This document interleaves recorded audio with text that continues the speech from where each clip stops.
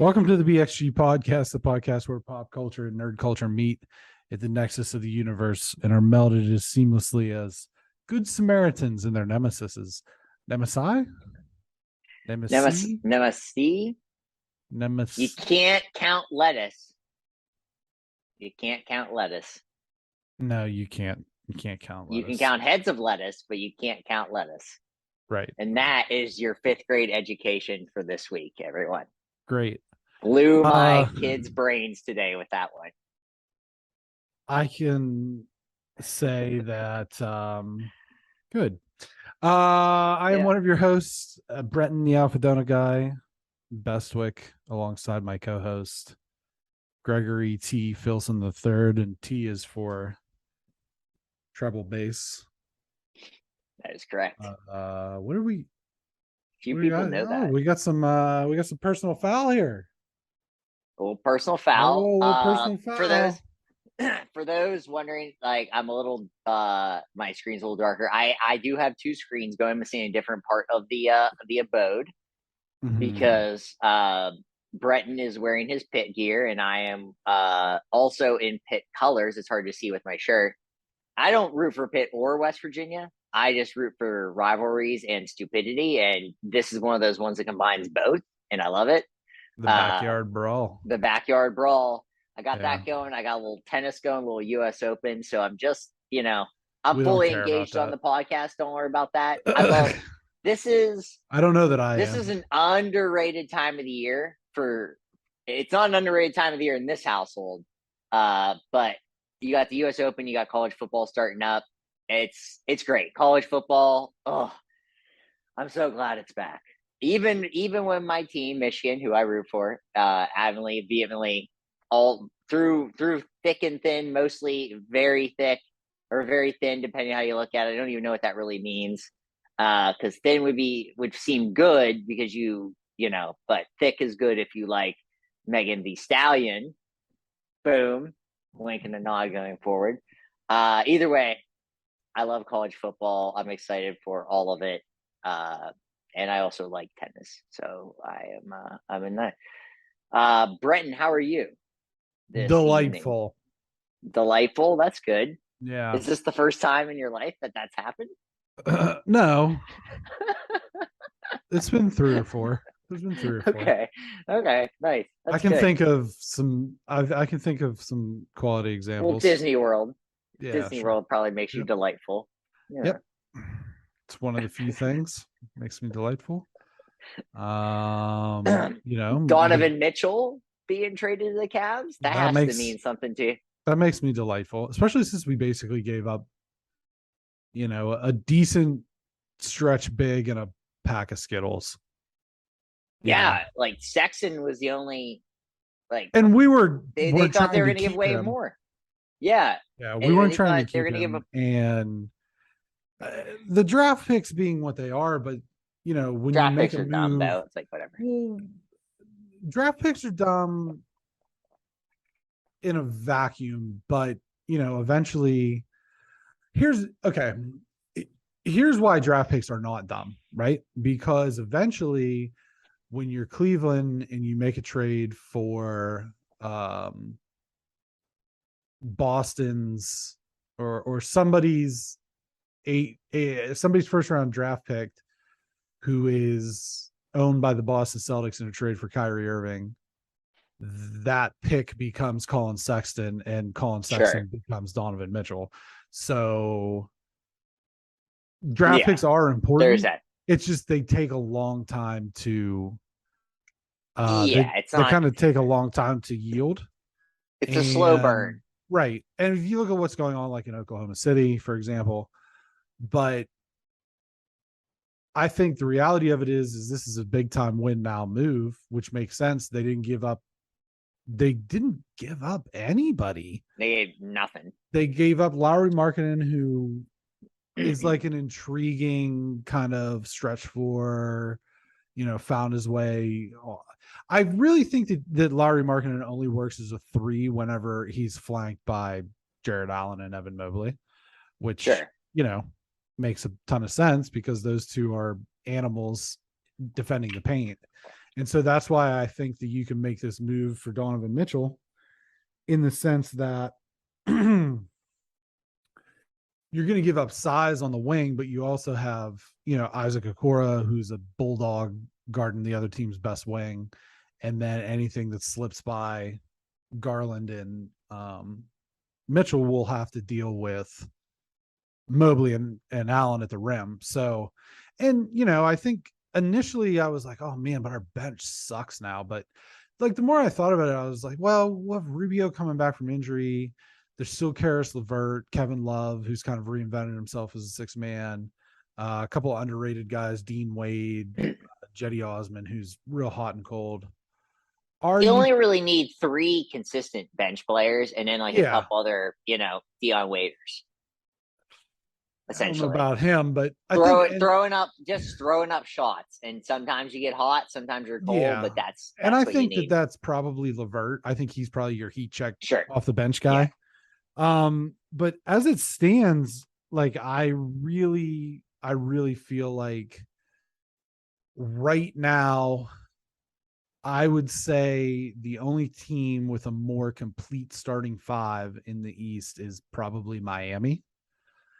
And I think just as a team in general, get him. Fuck. Sorry. Milwaukee.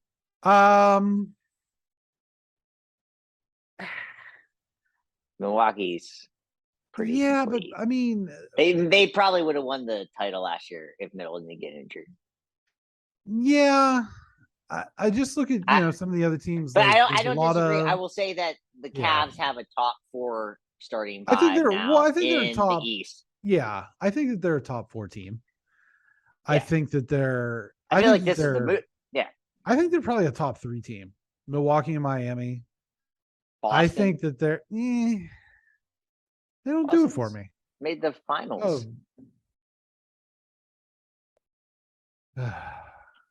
Boston made the finals. Just go ahead and pause here. Let's get into the show. Let's do it. Let's get into our show. Let's get into this. Give the people what they want. Give the people what they want. I'll tell you what I want. I want this to go for a touchdown. Go for a touchdown. It was. Yes. Sorry, I'm a little bit behind. Hell yes. That was awesome. Slovis is looking better now. Well, whatever. But what are we? I'll tell you who sure, right? She-Hulk. Yeah, She-Hulk. Yeah, we got She-Hulk, House of the Dragons, and the Amazon Prime movie Samaritan. That's right. Which I'm excited about to talk. I'm really excited to talk about that movie. Okay. But She-Hulk episode 2, the parole hearing for Emil Blonsky, with special guest appearance by Wong as Wong. Yep. Wong is Wong. Benedict Wong as Wong. And this also very, very bizarre side story where one of Tatiana's, Jen's legal rivals gets frauded by a Asgardian half elf posing as Megan Thee Stallion. So what did you think of this episode that I hated? I did not enjoy this episode. It felt very odd. And I've talked about things feeling forced before, but I don't even know if this was forced as much as it was just like, we actually don't know how. Okay. It felt like an episode where like literally no one knew how to write an episode of television. And they're just like, here's stuff. Okay. We've all watched Curb Your Enthusiasm. Okay. And that is where you have like a loose script and then everybody does their own improv. Right. This was like no loose script, they said you show up, figure it out. And I honestly thought that's what the show felt like. And it's like, because it felt like there was 3 different plot lines in this show and none of them made any sense. And the CGI was also really bad. It felt like the CGI was awful in this episode. Which we will get into that, I think. Yeah. Yeah, it didn't work for me. It didn't advance anything too. Like, okay, if a show's weird or like CGI is bad, if it advances a storyline to some degree, like, okay. Mm-hmm. Yeah. I also just didn't like how she was in her car breaking the fourth wall and driving without looking at the road. It actually bugged me a lot. So yeah, this was a no for me, dog. Yeah, a no for me, dog. And it makes me sad because I think we both kind of thought maybe this was going to go upward, and this was to me like crashing the plane, Denzel style. And yeah. I'm of the mind that this was like, I sent you the tweet earlier in the week that Megan Thee Stallion would be making her MCU debut. Yeah. And I thought to myself, I was like, this is it. This is where they've done it. This is where they've done it. This is where they have. Yes. That's what I did. That was Yes. For those watching at home, the WVU player did not catch the ball, was intercepted, and ran back for a pick 6. So Pitt is winning with 2:58 left. This is all doesn't matter to you now because you'll know the outcome of this game one way or the other. But that's why Brent was freaking out. But yes, this is where they've done it in the MCU. This is I think this is the point where they may have lost me. I just couldn't with this. As soon as the side story and, like she said, the A story meets the B story. As soon as the B story was this complete fucking nonsense, I was like, I'm done. I may not watch another episode of this show after that. Even though because fuck that, man. Like, seriously, fuck that shit. I agree with that. As I call her Megan Thee Stallion. Whatever. Who cares? The reason why I call her that is like, I need more. Like, I feel like to go to the level, you have to give me hits before I get nothing. But that's beside the point. Yeah, this is what I'm saying. It's just like, I think it was just like it's literally the definition of throwing shit up on the wall and seeing what sticks, and like all the shit fell, and it just doesn't work. It doesn't work for me. And we both had like at least above middle like range expectations for this, like a 6 out of 10 expectation out of this, and this show's like falling flat on its face really hard. The problem, and like this one. This is the worst episode of the 3, and it's the worst with a bullet, like 7 bullets. It's not good. The problem is that they allowed the actual interesting thing that was in the episode, which was his parole hearing. But then they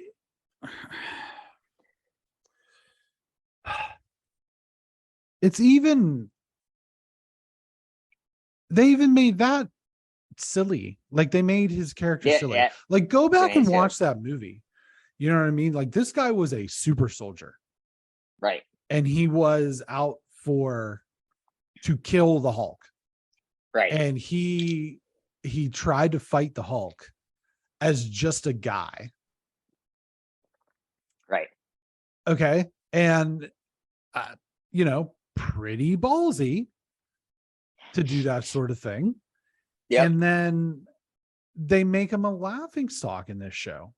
Like, he's got like these 7 soulmates from the prison pen pal thing. And he's, it's just, I think one of the biggest arguments that I always have made about why I do not like the Star Wars sequels is because they have that campy Marvel humor in them. And it's the campy Marvel humor is starting to get to be too much. It's too much. Yep.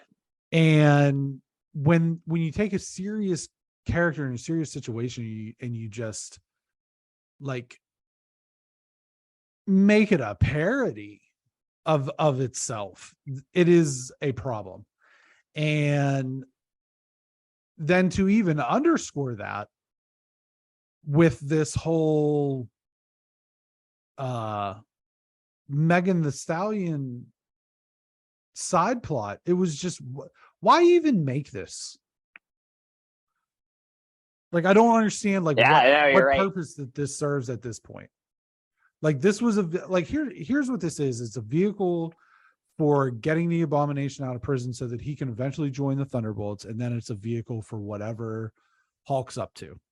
And you know, we were talking about theories and stuff like that, and I have a theory as to what's going to be up with that, but I just I don't know what purpose this show serves at this point. It is no pun intended, or maybe pun highly intended, but this episode was an abomination. Yeah, it was also like, not a long episode, and it felt really long. So there's definitely a problem with that. And the other thing I'll just say, and I think it was just finished, I don't know where they want to go with this now. Well, I think that's just like, I do kind of know, but like, I just don't think like, I don't think they know exactly what they're doing. To counter your point about the length of the episode, when the episode ended, I was like, it's over? What happened? Nothing happened. Nothing happened, right. But it still felt long because it took forever to get to nothing. Yeah. I was super disappointed with this episode. And part of it too, maybe not to be fair, is I would have rather have been watching the game. And so that might have made me felt sour about it to begin with. But then the overall lack of quality of this episode did not help. No, I agree. I think this was just a bad episode, and that's what happens sometimes in life. Hopefully they improve. Yes. But there is something that I would like to get into. I wanted to take a look at this article that came via IGN, and this deals directly with She-Hulk and some of the things that you had talked about, the CGI. And one of those things was in this article, Pressure Crunch Blacklist fears the MCU's visual effects artists speak out. Again, that's via IGN. And they go on. I'm not going to read the whole article. You can check it out. It's front page over there. They subcontract to these effects studios, and it seems like some of the bigger problems here are that they're rewriting the movies, reshooting the movies. They don't know what's going on in the third act of the movie as they're filming it, as they're shooting it. Marvel's very nitpicky, and there was one account of an artist being afraid that they would have to deliver a USB stick to a premiere in the UK day of. And that's what type of like pressure and crunch we're talking about. And the three visual effects artists went on anonymously. And I was looking for I was looking for a specific quote regarding She-Hulk, where the artist said, there was a lot of backlash over how bad the CGI looked in the original trailer. And some of the artists interviewed for this piece said, well, they didn't have time. They didn't have time. So did you get an opportunity to read this over, and just like what were some of your I didn't thoughts? read it over. but I have read Twitter replies to it, and then the threads, and like very Mhm. short. Like I didn't read extensively that much, but it felt like you kind of want to take the side of like, oh, we didn't have time, but also it's like this is also your job kind of thing. It was almost like making excuses for a thing that like it Now, see, and I think if okay, you'd so have read the article, this you is would okay, so see this that is my that's thing. not. This is the Twitter verse versus that. And my question is like, is that how the article came across? I didn't get to read the article, unfortunately. I literally watched this episode an hour and a half before we recorded, and I didn't want to like look into that too far, so I read just a quick bunch of Twitter things. So, um, the Twitter stuff made it seem one way. Is that how it was presented, Brenton? No, I mean it was All right. presented as basically Disney and Marvel uh are not exactly great entities to work with in this space, which is a problem because they are, the biggest game in town for this type of art, and they're very nitpicky about things. And the biggest thing being is you can have, I think one of the examples, I'm skimming trying to find. I'll just um interject while you're skimming. sure. Why don't they just hire people to just do this as their actual job? Because it is Marvel, it is Disney, and you know you're going to have this This kind is of just thing. how this is just how these effects shops work. I think that that's just how it And works. I think that's kind of just to me that's maybe a problem too. Where like if Mhm. this is how you work, like then you're going to go through problems. Like that that's just the way I look at it. I don't I don't know the industry. I'm just saying I feel like Right. that's the problem there is that if you don't have someone working full time, if you have people on contract, guess what's going to happen? You're going to get some shoddy work every once in a while. Like Well, that's just the way it works. here's the interjection of this, that I found. For non-Marvel projects, our sources say a shot may need to be worked 15 to 30 times. In some cases, Marvel has apparently sent a single shot back for reworking up to 50 times at its worst. One Marvel VFX artist said that they have seen a shot with 144 different versions. And then Jeez. this is one of these anonymous sources, quote, you can get your stuff thrown away 50 times just because they are rewriting and re-recording voices and redoing the script and redoing stuff. So it's a tiring in the sense where it feels like you get a lot of your work thrown in the trash often. So it can feel Sure. like what you're doing is kind of useless, or you can get lucky and be on that shot that just goes smoothly. And I think that that's part of the issue. And then another artist said they had to redo the third act of the movie just a month before the project had to be delivered. In this instance, 6-day working weeks with 10-hour days turned into 7-day working weeks with 12-hour days until the project was complete. And that's really like what we're talking about with crunch. You see that a lot in Mm, video games. You hear that a lot in video games with crunch. We're trying to polish, we're getting the game, fixing bugs up until the day that it launches. But this is, quite frankly, I think unacceptable, yep. for 100%. a studio of this magnitude to make significant changes so late in the game and expect the people that they contract with to just be able to deliver on that. um I don't know what the fix is, but I think between this and the whole snafu over Scarlett Johansson's contract, where she sued for losses on Black Widow, and the scores of the shows and movies not doing that great. I definitely believe we're seeing some cracks in the foundation here of this, what appears from the outside to the casual observer to be a very well-oiled machine, that Yeah. maybe that's not necessarily the case. I I would say, and not that I won't take any time. This is where it's just like stop and breathe. Mm. That's what they need to do. and it's Yeah. not going to happen. And No. we've said this every week now for a while, and it's just, that's the fix. You want to fix this Yeah. problem? Stop and breathe. And Right. they're just not going to do it. And Yeah. that's Well, I expect more of this kind of stuff now going forward, because they just want to pump content into our system. So well, and I think that it's also the consumer's responsibility to say, we don't want this. yep. This is not the Marvel Kool-Aid that we bought. This is the Crystal Light that you're selling us. Yeah.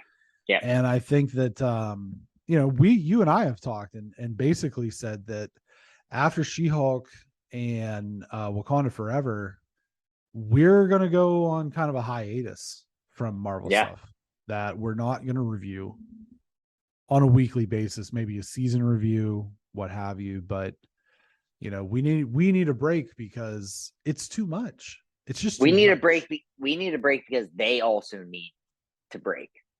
Yeah. And It's just not, that's the thing. when you're getting something every other month, it loses its luster, Right. So It is the thing about waiting for things, but yeah, it is what it is. But instant we'll move on, I gratification. believe. I think that's probably the appropriate place to go at this point, because with She-Hulk, it feels like that's just going to be the problem now. Yeah, I agree. Samaritan, starring Sylvester Stallone. Yeah. Sylvester Stallone, Javon Walton, Yeah. Pilo Asbeck, Dasha Polanco, Sophia Tatum, Martin Starr. Martin Starr is great in anything. He just adds a little bit of awesomeness to anything he touches. I think one of the underrated lines of the MCU was in Spider-Man Homecoming, when he says, and it's just so low key, and he says, "I can't lose another student." Yes. That's great. But this is a story of two brothers given superhero or superpowers, Samaritan and Nemesis. And a young boy learns that a superhero who is thought to have gone missing after an epic battle between the two 20 years ago may, in fact, still be around, starring Sylvester Stallone as Joe. Greg, thoughts? I'm not gonna wait too long. To me, this was really, really bad. And like the sense of, I paused it at one point real quick, and Janie looks at me and she goes, "Did you just pause it to see how much time was left?" And I was like, "Yes, I did." Because life is so short and I need to know how much time left I have. And you mentioned to me about like an early 2000s kind of like deal, and it's just bad. I like, and I don't even say, to get into why it's bad may not even, I may be doing too much critical judgment, in the sense that this movie doesn't need that kind of critical judgment. The plot is really weird. It kind of goes from A to M and then D to O, and you're like, none of this makes any sense. The little kid is like one of the worst child actors ever, and will probably get addicted to like Oxycontin soon. And it's just like, he's so bad at acting, it like bugged me. And I was like, and I thought maybe the kid had a problem. And I'm not saying like, and I don't want to get more than that. I thought there's something wrong with the kid. Like halfway through the movie, I was like, oh, they're gonna mention that this kid has like a thing, and they never do. And I'm like, oh, this kid's just this bad at acting. Like he's just literally this bad at acting. And then Sly is just, and the thing is, like, I know Sly can be good in movies. Like we've seen him good in things. Like he can be a good actor.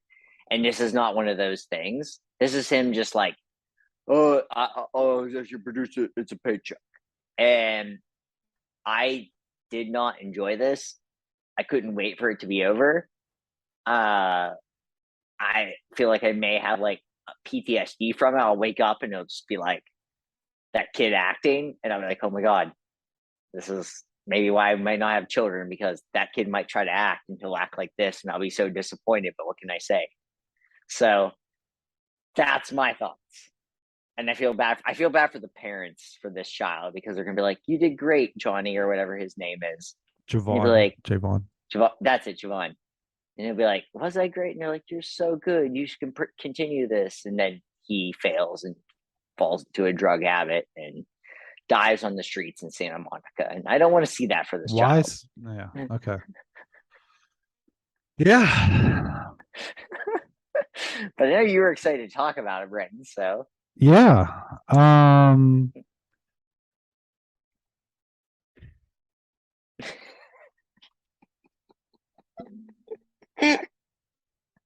yep. Yeah. Good old poop emoji. I Big think old Steven pile of it. this felt like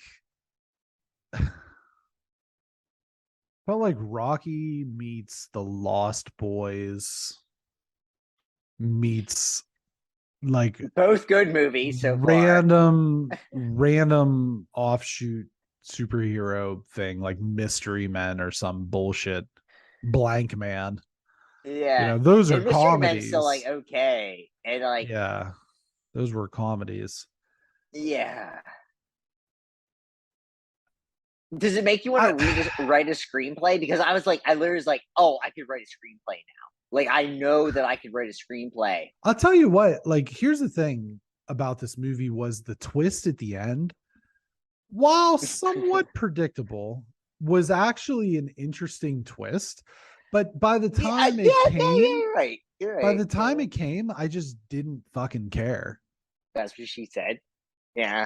It's by the time the big reveal happens, I was like, oh god, I just don't care anymore. Yeah. I paused to see how many minutes were left in the movie, probably 4 or 5 times.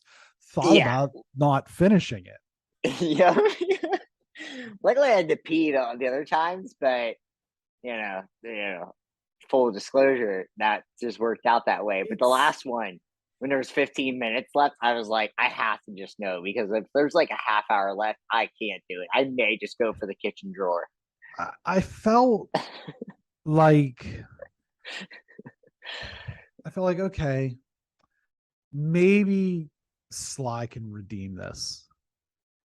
Because I mean, he is what he is as an actor, but the roles that he plays them very well.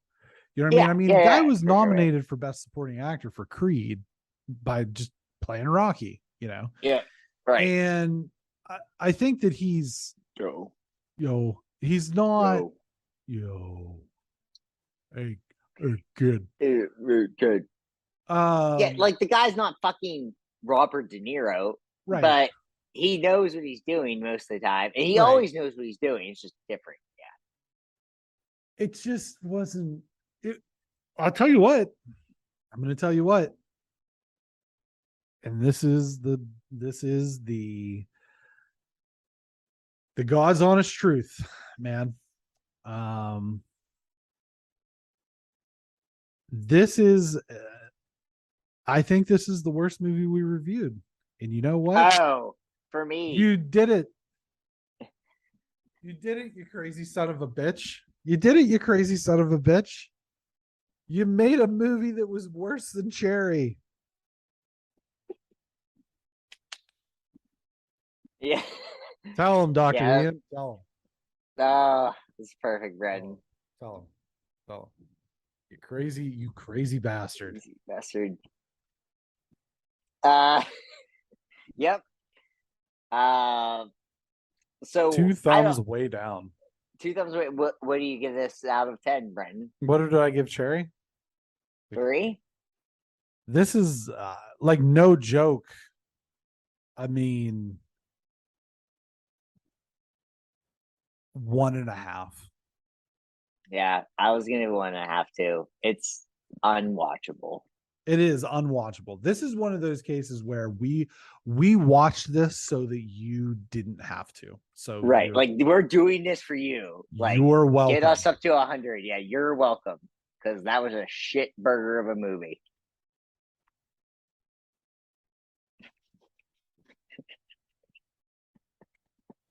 I feel like we need to review this movie. Nah, No. it's Okay. better. It's better this way. All right. All right. Moving on. Let's move on. Let's move Where is on my? Oh yeah, because they have this to. scary guy. Oh, he's Matt. He's So just. scary. It's the hair, man. He's just grotesque Yeah, he's with like a that fine hair. looking guy normally, but If he had like his headshot on IMDb, it's just him with like a shortcut brown hair. I'm like, his oh, he's a fine looking doctor. guy. I always call him Dr. Seuss. His doctor. Dr. Moreau, the island of Dr. Moreau. No, the doctor show on BBC where everybody plays him. Doctor English. Who? Doctor Who. Yeah. Oh, he was one of the doctors? Yeah, I think so. Okay. Every British actor has been a Doctor Who. That's not true. Idris Elba hasn't. He's, I had a he's dream. black. What does that have to do with it? I'm just saying they probably won't do it. I had a dream about Idris Elba the other night. That You and most women, Brenton. Good job. right. Yeah, but my dream is that we interviewed him on the show. Oh, that'd be sick. That would get us some subscribers pretty quickly. Probably. Maybe I'll hit him up. Yeah. See if I can talk to his publicist. Anyway. Oh. Okay. House of Dragons. House of the Dragons. House of the Dragon. It's no S. Oh my god. House of There's the one Dragon. dragon. Yeah. It's just there's one dragon. There's sorry.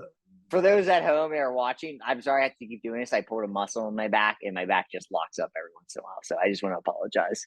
I'm not trying to give anybody a crotch shot.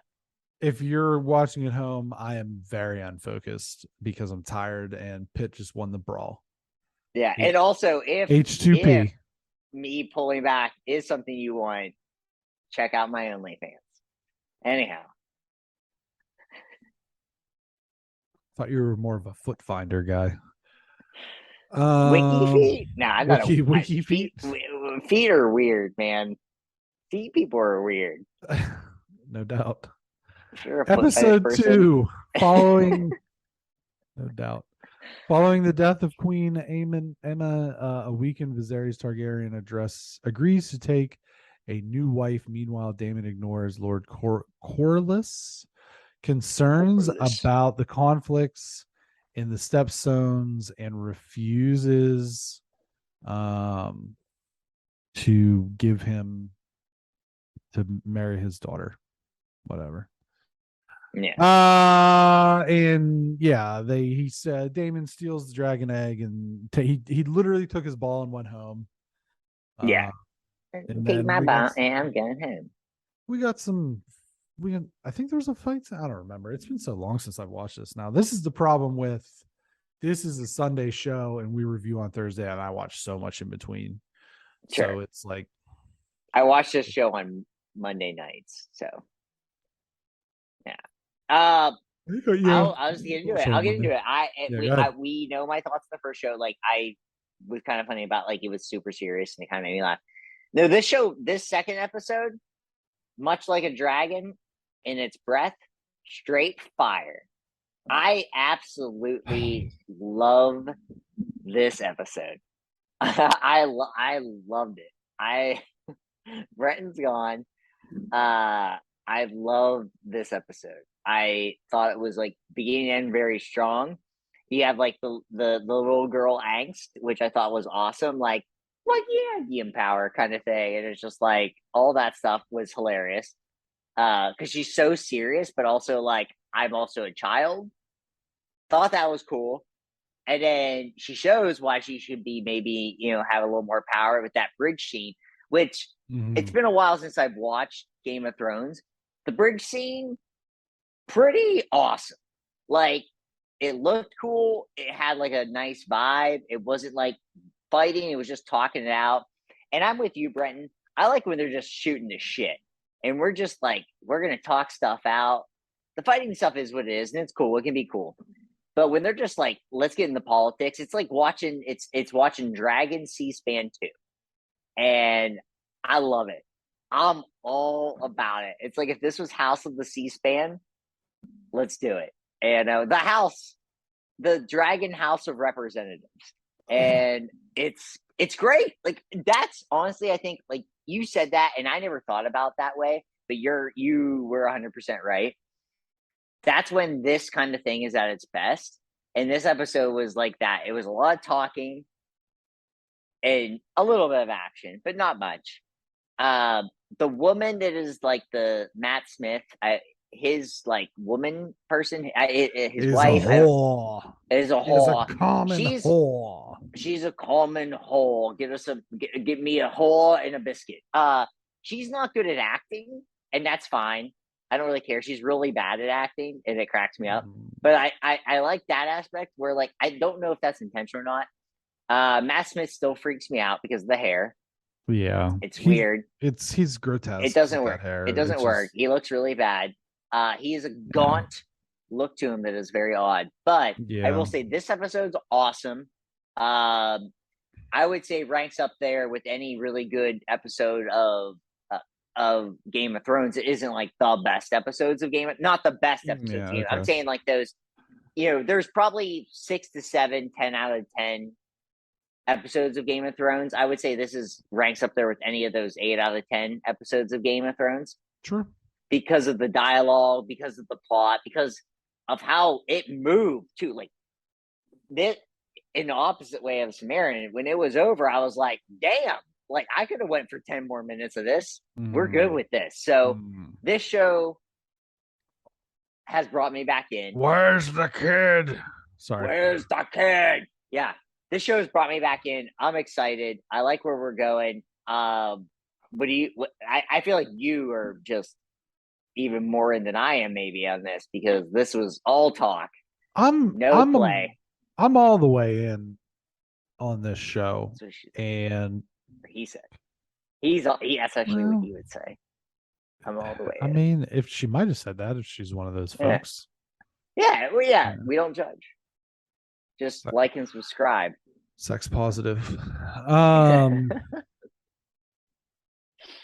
yeah, I'm all the way in, and a lot of people thought it was weird that they use the exact same opening theme, but they played that theme throughout the first episode. Yeah, yeah. So I think that the song being the same, I don't have a problem with. I Isn't it like the that song of Ice and it Fire? is the song of Ice and Fire is So actually what that's this all. the That's original actually what it series. is. Yeah, Yeah. that's what the So actual original series is for all called. you nerds out there that criticize me for not knowing my shit, it's called that. Get your ass together. That's what it's called. This was all this is. I just don't like people that criticize on like, oh, does he know what he? No, I do know. It is a song of Ice and Fire. All this is all that. So get it together, asshats. All this Same is all song, that. different beat. Shall I proceed? You shall proceed. I felt I felt a little off putting. I felt it was a little off putting that they were going to marry him to a 12-year-old. Sure. You don't have to bed me till I'm 14. It's like, well, that's Leonardo DiCaprio is like, scratching a little chin here. Hairs on his chinny chin chin. yeah. I that was yeah. Uh I think that I think that the show has the correct amount of political intrigue right now. I think that it has the backstabbing certainly seems to be there. There seems to be it seems more like the family's crumbling around itself than in the Yes. original Game of Thrones. And I like that. I kind of like I kind of like how that seems, how that goes Brenton's along. a Brenton's a fan of families of divorce. So that's Um I I guess you could say that. I do have I friends. am a Right. family of divorce. Tyler's a family of divorce. That's what you gravitate towards, Brenton. Well, yeah, I just think that there's I, what's happening right now? I don't even know what's happening anymore. I'm just trying to have some fun with this, Brendan. Yeah. Probably make my mom ask a question, but like, you okay? I'm okay, Mom. Yeah. Yeah. Anyway. Yeah, Um the family is yeah. crumbling around. So, I but think I that's cool. It's a like you good, said, the it's a bridge different story, and that's what's cool. yeah, the bridge scene was interesting. I did like that. I just like the political intrigue, man. Like that's the thing is It's I great. just Yeah, think that yeah, I just think it's so fascinating that like how they maneuver around each other in the politics and things like it's that. And Kennedy and I Nixon, man. feel like it's more honestly, it's like the joke like Veep was more like what politics were than House of Cards. Right. Yeah, Um and I think that this kind of has that sort of vibe to me where it's just like it has that just political intrigue that I feel like this is even now, you know what I mean? Like this is what it's like. It's like this is what it's like. It's not like these other shows that show you like this is how we get deals done. It's like no, there's just so yeah, I'm in and I like where this is going. The crab guy seems real love the crab guy. fucking creepy. Like Yeah, I love the crab he looks guy. like something out of Lord of the Rings more so than like Game of Thrones. Like he Yeah, looks like one of those orcs or like one of those like Mordor orcs or whatever. But yeah, I just that was the only off-putting thing that they were gonna. Obviously, he wasn't gonna marry and bed a yeah, 12-year-old yeah. or oh, we're gonna wait until you're 14 and then you can. Yeah, that I was a little concerned to that first episode, but it feels like they're not going to dragging us along. They're carrying us on the wings of it. So Come on, man, why do you got to do that? no, Why do you got to do that? I'm stoked on this show. I'm because initially Jane wasn't sure. She's like, "Let me know," and then yeah, so we're gonna rewatch the first two and then dig deep on it. So I'm excited. Yeah, I'm glad. I'm glad because I Game of Thrones is a good show for the most part. It just has leaves a sour taste in your mouth at the end, it's like and you're only as good as your ending unless you're Seinfeld, which yeah, is like But we'll see what happens. I mean, I think it's gonna be great. I am excited. How many episodes is it, Bren? Do you know off the top of your head? 8 or 10. It is like something between 8 and 10. I'm excited. It's great. And then we got Lord of the Rings coming at us. Starts Two yeah. episodes. Well, I was gonna say, how are you gonna feel in a couple weeks when episode count is 10 Okay, episodes? How are good. you gonna feel in a couple weeks when in the course of 1 week we'll have to watch Lord of the Rings, House of House of the Dragon, She-Hulk, and 3 episodes of Andor? I'm not saying this to be like, yeah, I'm not sure how I'll do it. Well, Uh, I think I know how we'll do it. Is we'll just have to record a week. Cocaine. Yeah. No, I think Okay. we're just gonna have to record late that week. I think, Yeah. or split it up a little Or bit. when it happens, or just yeah. Yeah, Yeah, because that's gonna be tough. That's a lot. That's a lot of content. yeah. Uh, The 3 episodes but of we'll still give it to you though. We'll yeah give it to you no matter what. media recommendations. My number one media recommendation is the same production company that did the Manti Te'o documentary on Netflix. Mm-hmm. They also do one on the Malice in the Palace, Yeah. Okay. and it's fantastic. Uh, I mean, I always felt that those Pacers players, they got the crap the Artest wrong and end of Steven that. Jackson, I think. Yeah, and yeah, just all those guys. I always thought they got the wrong end of the stick, and then this really shows it. It's insane. Like there's this fan, and like they interview him. He's actually gets interviewed. He's still kind of cocky about it and all this shit, and it bugs me so much. And it's like if I met him face to face, I'd punch him in the mouth, and that's how I feel about it. So it's really well done. Donaghy's in it. I don't know Okay. if you'll mention that, but Donaghy's in it. Tim Donaghy, who's like a ref that picks games. That being my number one, I think also just like that whole production company, excuse me, just really knows what they're doing. The Manti Te'o doc's good. So I'll say that. Also watched a movie called Tusk, which was written and directed by Kevin Smith. Okay. And it's this movie about It's this a guy horror that's like, movie about like a walrus man, right? yeah, Yeah. he, not to get too much of it, but he likes to trick people into coming to his house and essentially walrus them out. And it's very weird. Johnny Depp actually is in a lot of makeup and prosthetics in this movie. It's Okay. very weird. Is he the Tusk Man? He is not the Tusk Man. He's a Oh, different guy. It's a weird movie. It gets low ratings. I can see why it gets low could ratings, but couldn't the thing imagine. I'll say is it's so different than anything you'll ever see. It's so weird. Justin Long's in it from other things we've seen, and it's so weird. But I think it's worth watching. It's not really that long of a movie either, so I think Hmm. that's worth watching. Um, what else did I watch this week? There's a couple other movies, but I'll say I'll just go with that. Like those are my two where it's like I was really in on it. It was fun to watch.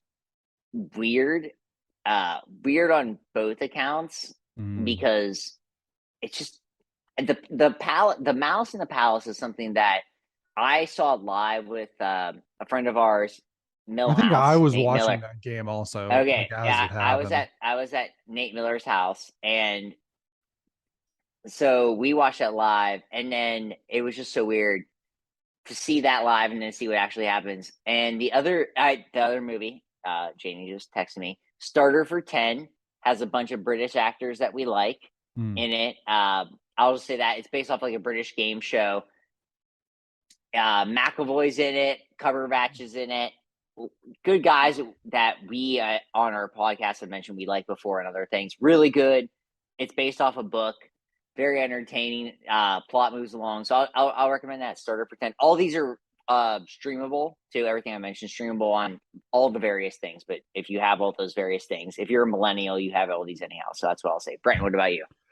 The only thing outside of what we watch is by the same company that did the Malice in the Palace and Manti Te'o doc.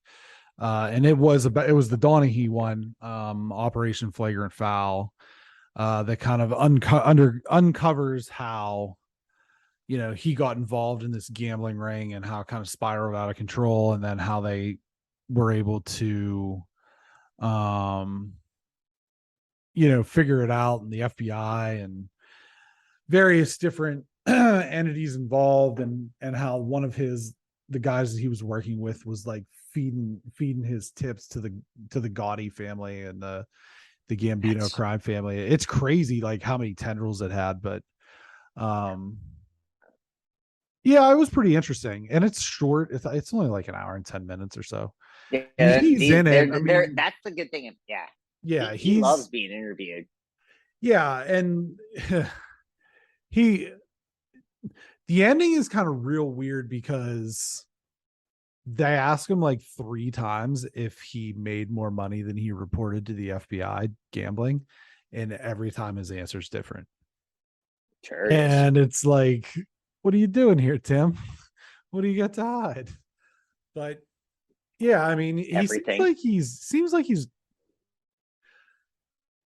to a certain extent he seems like he's landed on his feet. Um Yeah, I would agree with that. because he's like I would doing agree. he's like he does like real estate flipping now or whatever, but and like he Nobody does like anything was shady there, so that's good. sure, right, never. And he was like refereeing like janky wrestling federations that had a couple of videos and stuff like that. But yeah, that was pretty interesting. But other than that, nothing, nothing too serious. Watching our Yeah, YouTube I'm videos. hoping to do. I got a 3-day weekend, So do you have a 3-day weekend, Brenton? Do you get a 3-day weekend? You I have get a 3.5 day weekend. I'm taking a half day nice. tomorrow. Yeah. Beautiful. So I'm hoping to get a couple books in me. And so I can report back on that because the reading slows down when school starts. Yeah. I'm reading the Sure. Landry News, which is a book for fifth graders, and it's a good book. Yeah. And I like it. And I'll report back when we finish it. But Okay. yeah. Well, the BXG podcast publishes every Friday at 9 a.m. Eastern Standard Time, 6 a.m. Pacific, 4 a.m. Hawaiian. Aloha. On podcast services around the globe, Spotify, Amazon, Google, wherever you get your podcasts. You can catch us on social media at bxg.com/facebook.com/bxg podcasts. That was way off. Instagram at BXG podcast, at GTFills, at Worldwide. at Alpha Donut Guy, Twitter at BXG podcast, at GTFilson, at Alpha Donut Guy. And check out our YouTube channel, Trailer Reactions, for things like the Killer Clowns from Outer Space game. Or by the time this goes up, Blood and Honey, the Winnie the Pooh horror movie. That's right. Yeah. That's right. Yeah. So check those out. Make sure when you subscribe to the YouTube channel, your subscription is public so you get entered into a giveaway contest. Tell your friends, tell your families. Tell your mothers. Not the unmistakable accents of the BXG podcast. Take care, friends. Thanks for watching.